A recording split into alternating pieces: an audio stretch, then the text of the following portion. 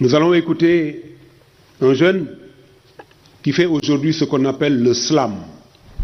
Kebetu dans nos traditions, dans les traditions les plus profondes, le slam est profondément ancré.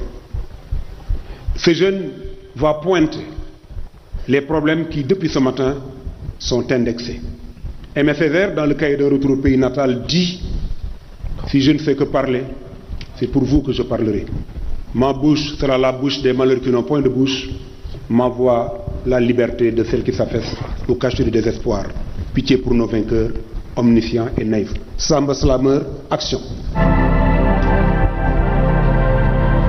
Ma bouche sera la bouche des malheurs qui n'ont point de bouche. Ma voix, la liberté de celles qui s'affaissent au cachot du désespoir. Pour une transformation du service public, il nous faut une transformation des personnes physiques. Être agent du service public, c'est porter l'État dans chaque mot, chaque regard. C'est être présent, rigoureux, sans jamais être en retard. C'est faire de la réforme une révolution, où chaque citoyen sent une évolution. Il ne s'agit pas d'un poste, non. Il ne s'agit pas d'un poste, mais d'un rôle, d'une mission, où chaque geste compte, chaque jour, une mission.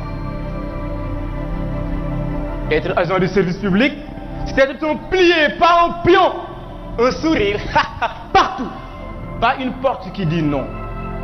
C'est l'écho de la République. L'écho de la République dans le couloir du peuple, une âme qui serre, même quand tous les murs sont aveugles. Aïe, aïe. Ce n'est pas juste un tampon, un dossier rongé. C'est la justice en action, l'égalité proclamée.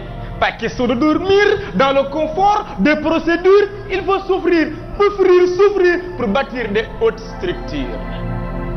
Ay waxal ma agent bi téléphone yàq na liggéeyam. Waxal ma agent bi téléphone yàq na liggéeyam. Nel agent bi ger yàq na ngorom. Na seet yàlla buur bi ci ay dugg-duggam.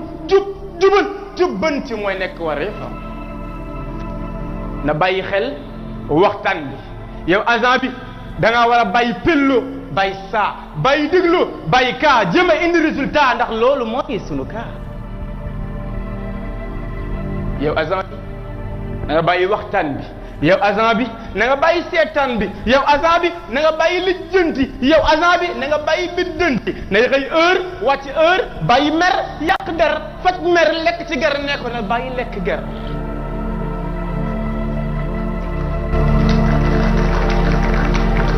Yow agent bi da ngaa war a jógal jàppal ma jàppale nga jàpp mu jàpp lu jàppoo jàppalante tënk si jubbanti ba Sénégal di nes. Alors aujourd'hui, l'islam pour ceux qui veulent changer, pas par décret, mais par honnêteté, pas par intérêt, mais par intégrité, pas par secret, mais par dignité. Ceux qui osent briser la chaîne des habitudes et qui feront du progrès une vraie certitude. Osez dire la vérité, même si on risque d'être sanctionné.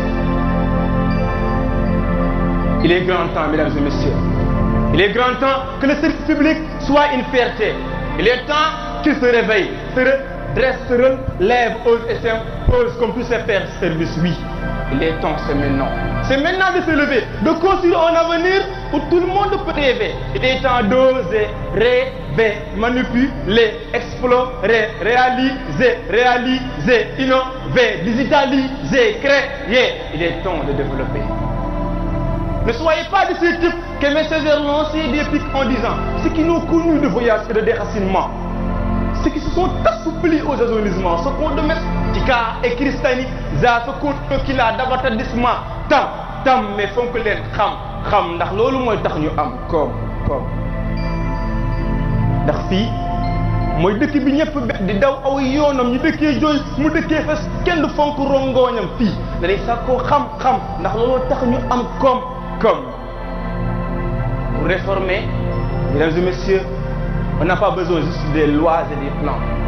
Mais pour réformer, on a besoin de lire l'agenda. Et cela commence maintenant. Salam alaikum.